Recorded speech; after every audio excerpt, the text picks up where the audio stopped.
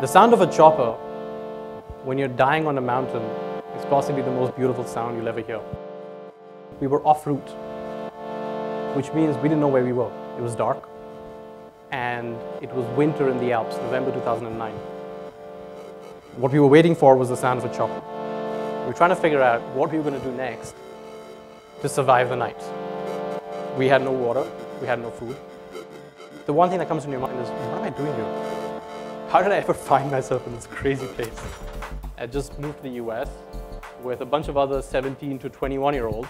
And that guy on the extreme left, Johannes, he was 21 and he had climbed Shivling, so he was the natural leader of the pack.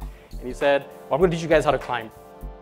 Slowly, I realized I was transforming myself. I was learning how to do harder and harder climbing.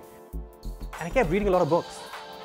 I read The White Spider, Touching the Void, I Good Dreams. There's amazing literature by people who have done amazing things. And I said, how do I do that? How do I become like them? Because I'm learning how to climb, but I'm not doing these big mountains. There's got to be something more. What's the next step? How do you make it bigger? It wasn't just about climbing, it was about living outdoors. It was about learning how to become self-reliant, becoming independent, and just being able to do lots of things. It's very important, cooking, actually. That's what makes you a real climber, I think, is learning how to cook and eat well. Because if you're not eating well, you don't want to wake up the next morning and go on a climb.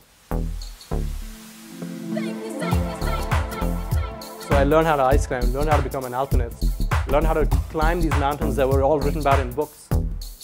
And that's how I found myself on that ledge at 4,000 meters in the Alps, waiting for rescue. Now you're sleeping on this little ledge where you're trying to sleep, it's freezing, it's really like the coldest I've ever been in my life. So you get cell phone reception. You don't get cell phone reception in Gurgaon, but you get cell phone reception on a mountain in Chamonix.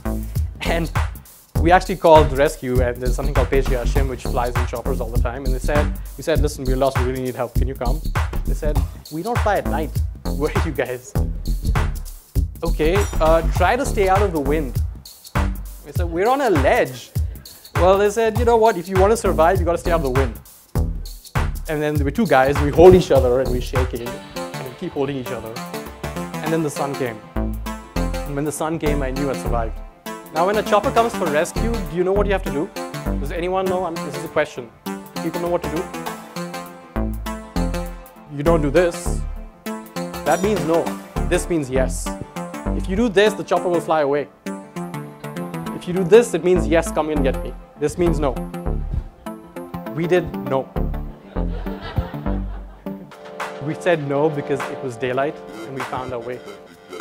And after that I came home, I started the outdoor job.